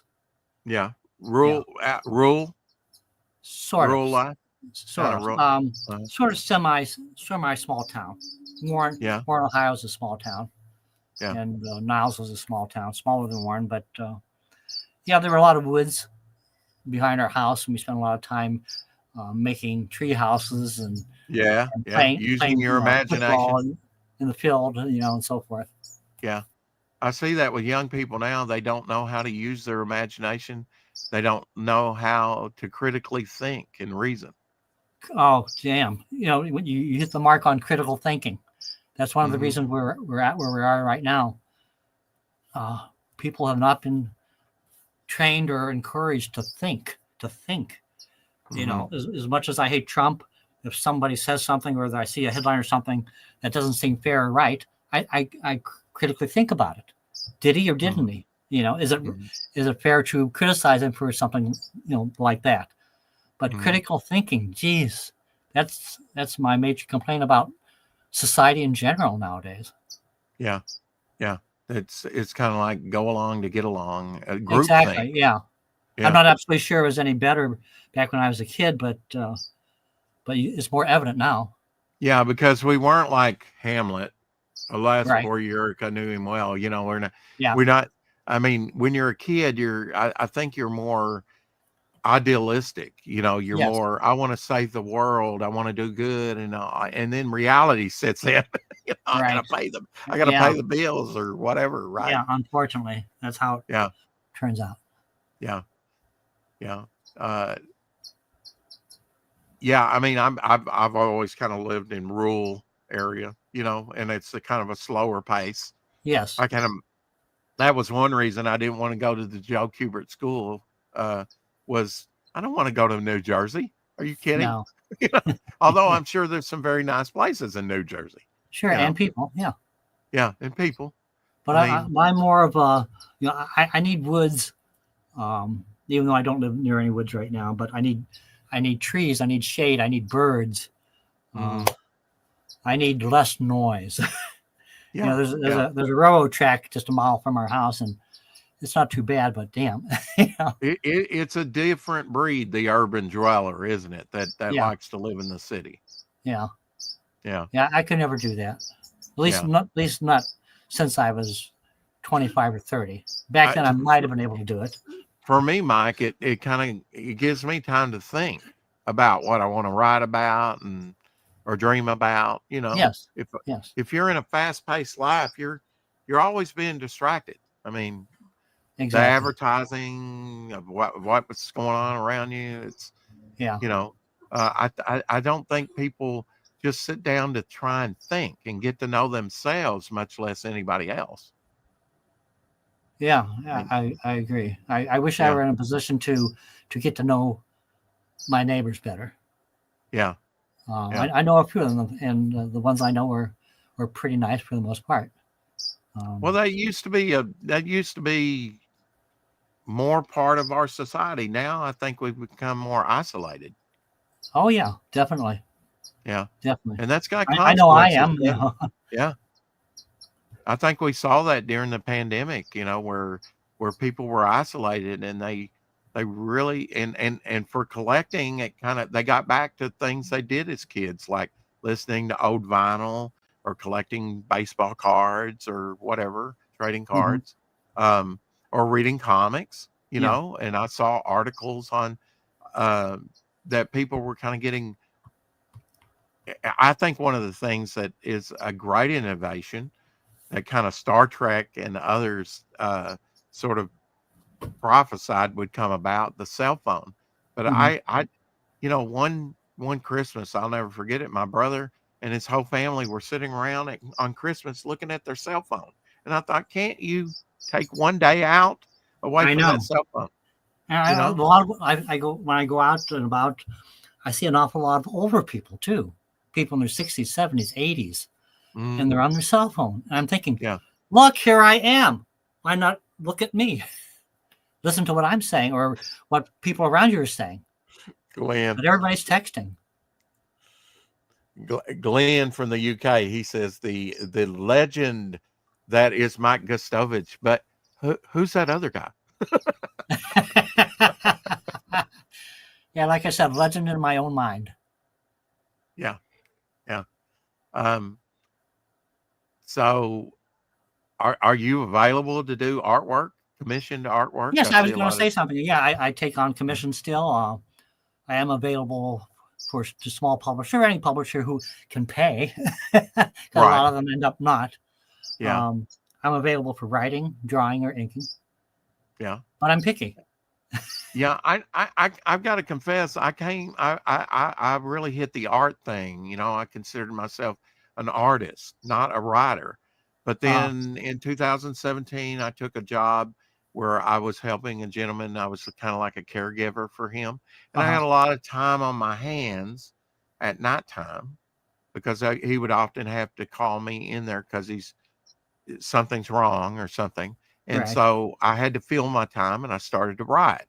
And I'm kind of like you. I think I kind of consider myself a better writer than I am an artist. Mm-hmm. And that was kind of late in life. Shocking, really. I think everybody is a storyteller to one degree or another. Just how you put it, how you relay it, or how you put it to record. Well, comics are kind of our modern day mythology, aren't they? Yes, definitely. Sort of our Heracles, our Hercules, our Aphrodite or whatever, Thor, whatever. Yeah. That's pretty smart that they kind of brought in like Norse mythology and other mythologies within. Well, from what I read, that was Jack Kirby's doing. He was big into mythology, and so. Yeah. And he had actually depicted Thor in DC Comics. Yeah, but that was although with red, more red, Viking-like. red hair and beard and so forth. Yeah. I think he also had a chariot with goats. I'm sure. Yeah. Yeah. Now he had some background in animation. He started out as an in-betweener on Popeye in the 30s. I didn't know that. And then later in the 70s, he worked sort of character design and stuff on the Fantastic Four. He did Thunder. He was kind of like Alex Toth for Hanna-Barbera creative designs and stuff. And yet he did like characters like Space Ghost. And yet Toth said he didn't like his design on Space Ghost. Interesting. But I know that there were a couple episodes of Scooby-Doo that Jack Kirby worked on, had something to do with. So he's very, very versatile, maybe more versatile than any other comic book artist out there. Would you say he's the king of comics? Yeah. Kirby will always be king. And why? Why, in your estimation? He started what's important in comics, I think. Can you elaborate on that? What do you mean by that? Well, he created not only characters, but he used a drawing system that was sort of shorthand. It was very quick, but it was also very detailed. He like the Thing. The Thing is a cartoon character per se, but he's drawn romance, Western, all sorts of stuff. He could do anything, and he just had so much energy and dynamics to his work. He'll always be king because he influenced everybody. Even though my style doesn't look like his. Yeah, he influenced, even though your style might not look like his. Yeah, right. But the influence is there. It definitely is. I think it was a big influence on Gil Kane, from what I hear, and I consider Gil Kane, right, and even John Buscema. There's certain brand, like when I think of John Buscema, I think like Conan. When I think of war comics, I think of Joe Kubert. Gil Kane, I think of the Atom, but that was kind of his early work. I mean, I thought some of his best work was his designs on Marvel covers. Yeah. Oh, yeah. Definitely. I mean, especially Tom Palmer inking his work was just fantastic. Yeah. Yeah. Tom Palmer, I've seen him on some like Marvel DVDs commentary, and he talks about that he does some brush work, he does quill, he uses whatever splatter, whatever, he uses a variety of tools in his trade on when he inks something, including Zippertone back then. Yeah. We've lost some biggies of late. Tom Palmer was one of them. Joe Sinnott, Tim Sale, and Neil Adams. Joe Sinnott.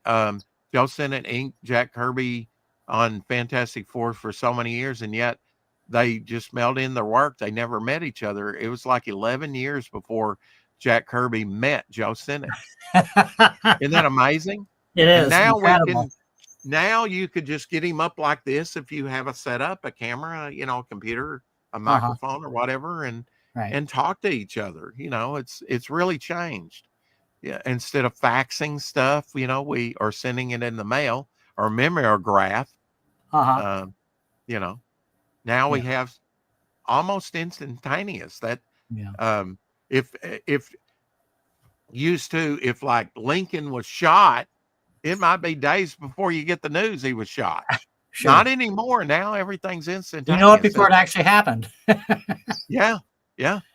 Well, listen, buddy, I'm going to have to wrap it up. I have to take care of the dogs and their dinner and so forth.